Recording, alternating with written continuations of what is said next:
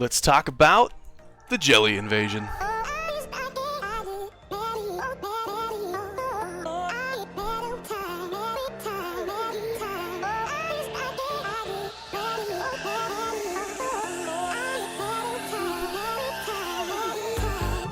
Alright guys, welcome back to another Bit Heroes video. Today we are talking about the Jelly Invasion, and before that I want to quickly give a little update to the channel. So we are somewhere around a month before the new stuff is coming out, the new tier 11 content in Bit Heroes. And with that I want to update the channel. So what we're going to do is pretty simple. I'm going to add in 2 new playlists for Bit Heroes. I'm going to have one playlist that is just strictly Bit Heroes guides. I know a lot of you guys are here only for the Bit Heroes guides and info content. I got no problem with that. I want to make it easier for you guys to get at the content and not have to kind of dig through all the Let's Plays and stream highlights and stuff like that. You can just get to the info super easy. So we will add in a new playlist just for Bit Heroes guides and informational videos. I know sometimes it blurs together, but I'll figure that out, so you can get at the content that you want to see. The other playlist will just be stream highlights, Let's Plays, any sort of like gameplay content. I'll try to organize it a little bit better for you guys in the future. And I know there's a lot of you guys that can't catch the stream because of your time zones or just whatever time I'm streaming, or maybe you miss a show and you want to be able to catch up on the highlights. You know, maybe you don't have time to sit around for like a 6 or an 8 hour stream. You want to jump on in 10, 15 minutes and just get caught up.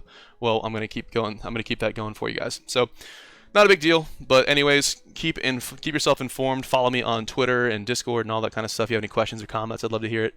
But let's talk about the Jelly Invasion. So here we go. Jelly Invasion, we haven't seen this in about a year. Maybe it's been a little bit longer than that, I don't know. I actually have not seen Jelly in my time playing, and I started around Thanksgiving or so. So towards the end half of Tier 9. Never seen Jelly. I'm very excited to have this one back. One thing that we do need to talk about is they made a quick tweak to the experience gained in Invasion. Before, you essentially got 0 experience from Invasion, and I used to tell people to always wear item find runes if they have them during Invasion, because if your experience is 0, multiplying 0 by anything is going to be 0. They have changed that. Now you're getting a ton of experience from Invasion, and it's on par with Expedition. And just for reference, Expedition is pretty close to the experience that you get from Trials and Gauntlet. So all that is to say, awesome, we're getting a ton of experience from this. Awesome, awesome.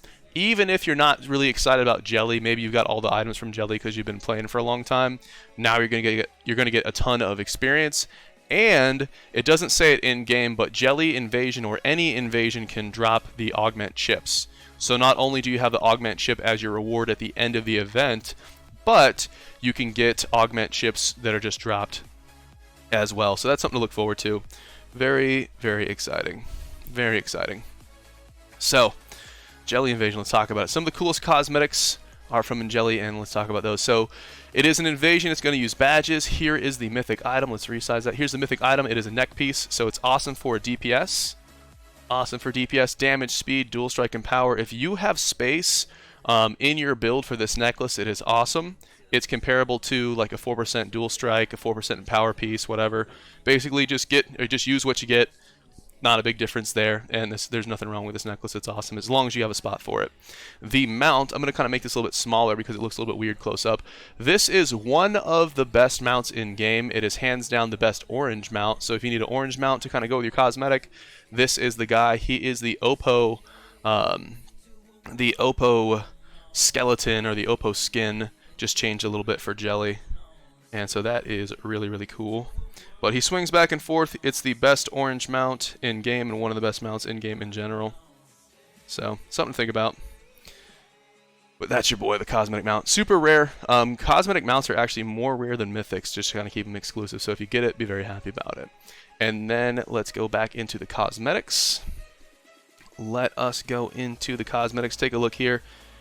So I've always been super jealous of players that have been playing for a very long time, because they have all these cosmetic potions in their inventory, and now if you want to get these, you can do them. There's 6 of them in total. You have orange, you have green, teal, purple, red, and blue. You click on them, it changes your skin color. You click on it again, it turns it off. No big deal there. Awesome. Going back to the first one, this is the Cloud Scythe, I think it's what it's called. This is an axe skill, or excuse me, it's an axe skin. So it's a really cool looking axe cosmetic. And then over here, the green one is also an axe cosmetic. The top 2 here are swords. This is a spear, and this one is a staff, so pretty much cosmetics for everybody. except for gun, which is kind of how it always goes, unfortunately. Wellin over here is the rare guy. So he is damage reduction, but he doesn't have any sustain skills, so I'm not really interested in Wellin. Let's go up here, look at these epics. So you've got a damage and rage bonus. That's kind of interesting. These guys are a little bit more for flavor. I wouldn't really worry about using Polly because he's a damage and rage tank. That's interesting. And then over here, Jopo, he's got evade. He's got a ton of stamina, so he's an evade tank, but he's got offensive skills. He doesn't really have a lot of sustain going on here. Winslow, another Winslow fusion. Absorb chance, high stamina, some sustain skills. If you wanted an absorb tank, you could try to make this guy work. Not the top of my list of things to do, but Shrugel. You could actually use Shrugel if you wanted him as a healer. He's got crit chance, he's got spread heal, he's got damage random, his stats are fine. If you're interested in that kind of thing, you could actually make him work. Maybe you want to be different, run something that other people aren't necessarily running. You could do it.